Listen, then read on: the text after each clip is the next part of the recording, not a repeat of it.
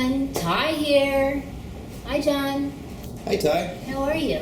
Excellent. How are you? I'm good. I'm a little, actually, everyone.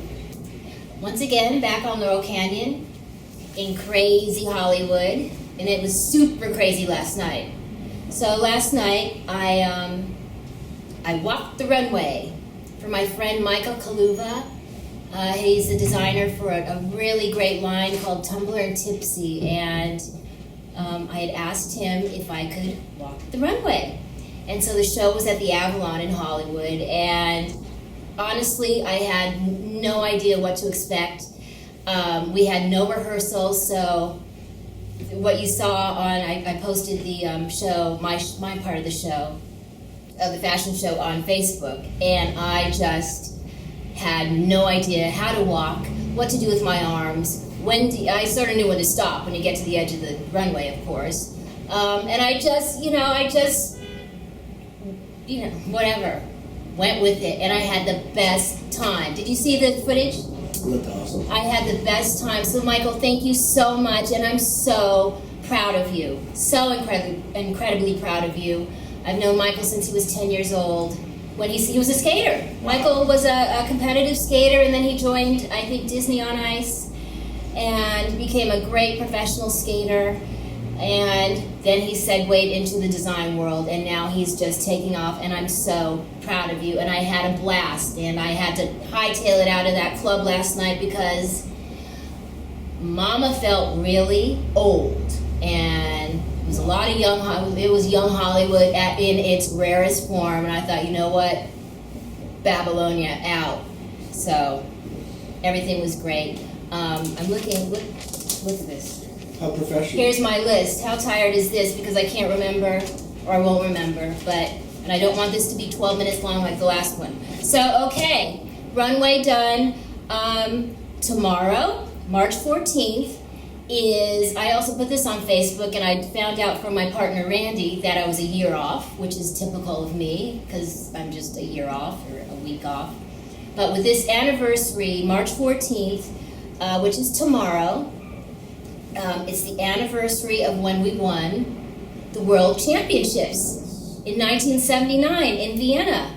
And so 34 years ago tomorrow, we celebrate.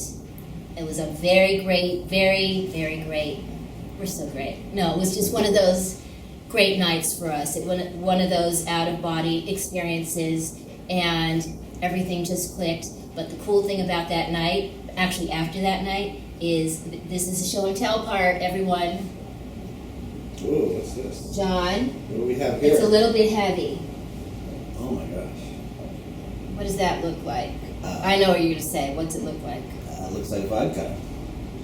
He said it looks like vodka. No, Mr. Smarty Man, it's not vodka. I don't know anything. It's not Kettle One or Absolute, which I'm sure everyone was thinking when I went like this, but those days are over. This is actually from my mom's. She has all the trophies in her home in this big, huge trophy case. And out of all the trophies and medals, this is my favorite trophy. It's my favorite thing of remembrance. And what it is, our sponsor, our skating sponsor, for years in the 70s, his name was Mr. Mosler. I don't know, do you know Mosler Safes? Oh yeah. Yeah, Mr. Mosler. He's since passed away, but he was our angel during our competitive days, and he sponsored a lot of the other U.S. skaters. Sponsored John Curry, Olympic champion, and he helped us out because my parents, didn't have a lot of money. So after we skated in Vienna, Mr. Mosler, obviously he was there to celebrate. After the competition, they cleaned the ice with the Zamboni. I think everyone knows what a Zamboni is. It's the thing that shaves the ice and then puts a layer of water on it and makes new ice. So after we skated, he went into the Zamboni pit after they had cleaned the ice, after our performance, and got the ice, well, it was actually snow, because the Zamboni makes snow, and got that snow, brought it home to New York, had it put in this beautiful crystal Baccarat decanter. That's cool. So this, not vodka, This is the ice that Ty and Randy skated on in Vienna. It's the best. Oh, that's And so priceless. Obviously. it's like my mom can have all the trophies and medals. I'm taking this. That's pretty cool. And Randy has one too. And he had it inscribed, and it's just so special. Nice. So That's awesome. that's that. I love that. Love that. And so tomorrow, actually, I'll post that performance from 1979 Yeah. where we won, and we'll all celebrate. So there you go. What else? What else? I promised. A few people wanted to know about the moon from Stevie Nicks. So, in a nutshell, because it's a quite a long story. In the summer of '79, here in Santa Monica, California, I guess Stevie. I know she was a big ballet fan. Loved dance, as you can see in some of her videos. You know, she twirls. She's got a great twirl. But I think she loved dance. I think she happened to also love figure skating. So I'm not sure if someone from our camp called her and let her know that we were huge, and still are huge, Fleetwood Mac fans. Yeah. I'm not sure how that connection was made that summer, but anyway, she got the call from whoever, and I guess told this person, okay, I'm going to be at the rink at a certain time, the rink in Santa Monica, which is now Fred Siegel, at a certain time to drop off some gifts. So the person, actually our coach, Mr. Nicks, funny, same name, No relation. got the message, and his secretary, it was Susan Reed, hi Susan, told us Stevie Nicks is going to come by the rink and drop off these gifts. We didn't know what they were, and at first we went, no, it's a joke, it's no way. Stevie Nicks from Fleetwood Mac coming to see us? Are you nuts? So anyway, we thought, you know what, let's give it a go. Let's see if it's for real. And Randy and I waited for an hour, and no one showed up. I think an hour and a half went by, and no Stevie. Maybe 2 hours, no Stevie. And I think maybe after 2 hours or 2.5 hours, we had left. We said this was a joke, it was a prank. And Randy and I, we went home and thought, okay, whatever. I think a half an hour after we left, guess who shows up in red chiffon and red suede boots? Was it Stevie Nicks? It was Stevie Nicks with the moon, with the beautiful moon. Oh my God. And I forgot, there was another, she gave us programs and t-shirts and I have it still, this pin That's huge. of the penguin, famous penguin. Remember I told you that's Yes. their mascot, the Yes. Warner Brothers pin, which I have, and this moon. So here's the, I know, and it's That's awesome. I can't even, it's so special to me, and she knows this. So I put it on in the summer of '79, and the only time I've taken this moon off, which I've written in the book, about it in the book, I took it off but I'm going to read some poetry from this book. And actually Stevie Nicks wrote the foreword to this book, which is so incredibly cool that she took the time to do that for us. So thank you, Stevie. Thank you, thank you, thank you. Anyway, so the only time I took the moon off was the night of the short program in Lake Placid at the Olympics. And my coach, our coach at the time, Mr. Nicks, said, you know what, maybe you should take the moon off because maybe it'll get caught in your costume, in the rhinestones. And so I went, oh man, I love my moon. I'm superstitious, very superstitious. I didn't want to take it off. So I took it off reluctantly and placed it in his hand.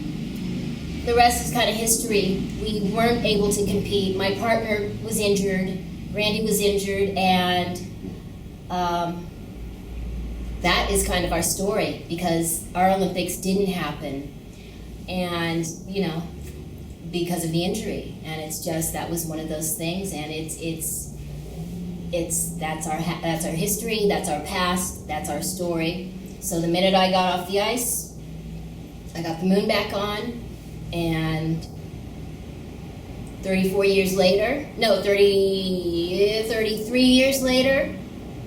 Wow. it's still on. Wow. And if I do have to take it off for photographs or a photo shoot, it's always on me somewhere. I'll have it pinned on me because I can't part with it. I love it so much. And It's so, like part of you now, actually. yes, and she wrote this beautiful, it's very much a part of me. There's a song from the Tusk album called Sisters of the Moon.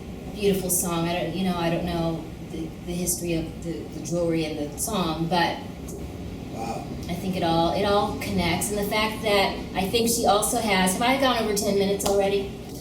Oh, yes. You have 11 minutes and Get 12 out of seconds. town. Shut the front door. It's shut. It's shut. Mr. Nix, his first name, I call him Mr. Nix because out of respect, but Mr. Nix's first name is John Nix. I think Stevie has either a cousin or an uncle named John Nix. Mr. Nix's son is Christopher Nix. Stevie's brother is Christopher Nix. Wow. A lot of Nix Wow. vibe happening. But anyway, Stevie, thank you, and it stays on. The moon stays on. It's a So good there's my story. Stevie story, and it's all in the book. What else? I can't see. Put your glasses Oh, on. I was going to. What am I going to read? I'm going to read a I poem. think you should read a poem. Okay. How cool is that? That is incredible. Okay, I'm going to read a I've poem. never seen anything like that. I know, it's cool. It's the coolest thing ever. And my mom says, well, why don't when it's all said and done, why don't you donate it to the United States Figure Skating Museum? No. No, Mm-mm. keep That'll that. go to Scout. Yeah, for sure. Okay, I picked a poem. Oh man, this is going to be like a 15-minute long. Ties. We have to go to commercial breaks here pretty soon. Oh, a commercial break. A commercial break. Fiji water. Okay, I gotta there's a story about this too. It's called Wings. And I wrote this poem. I wrote Wings actually on an airplane on a flight from Manhattan, from New York to Atlantic City in 1989. In 88, I shut down and had to take a break from everyone, from the ice, from everyone. And I think it was a well-deserved break. And at some point, I finally told our manager, okay, I'm ready to come back. And it was kind of a comeback. It was dramatic. There was some a lot of alcohol and some substances involved. And I just had to chill out and pull it together. So for this comeback, our manager at the time, Michael Rosenberg, got us a great skating gig at Bally's in Atlantic City for 6 weeks. So it was 2 weeks on, 2 weeks off, 2 weeks on, 2 weeks off. Great gig, great coming back event for Randy and myself. So I think this was I wrote this after the whole thing was over, and I wrote it on the plane ride. No, I wrote it on the plane ride to Atlantic City. So this was before we even got started. And it's called Wings. And here it is. It's a little intense, but I think it's important because of where my life is now. And it's really good now. I'm clean. Okay, it's called Wings. Relax and enjoy, I find it hard to do. Consumed with addictions only few knew. A loss of control, confused and scared. Afraid to reach out to those who had cared. I'll say goodbye without a sound. Wings worn as a child, nowhere to be found. That's intense. That's awesome. I love the wings worn as a child. Yeah. That really, that's me saying I had lost my love for the sport that I so dearly love, which are the skating. That's my wings. So So I've got the wings back now, but that's one of these intense poems, and I've been writing a lot lately, Awesome. even more intense, but it's a different intense. It's a little more upbeat. So that's from here. Stevie Nicks, thank you so much for doing the foreword. I've tried to get a copy of this book to you. It's like going through Fort Knox. I tried through several people, but there is a copy for you, so thank you. And lastly, Rudy Paris is Sunday. Yay! Finally, we're getting there. March 17th, St. Patrick's Day. Sterling's upstairs. Should be awesome. What else? He's amazing, and I can't wait to introduce him on stage, and I can't wait to for my friends to see him, and it's gonna be a great night. So Rudy, I can't wait. It's gonna be Yay! so fun. Yeah. What about Nat Geo? You want to talk about Nat Geo? National Geographic. I'll talk about National Geographic. I'll do it on the next one because this is like 20 minutes long. And John, that refrigerator right there, Not it enough, doesn't right? work. Yeah. I That agree. doesn't look too good. I'd put it back. Yeah, I think you're right. Or get a smaller one. Okay.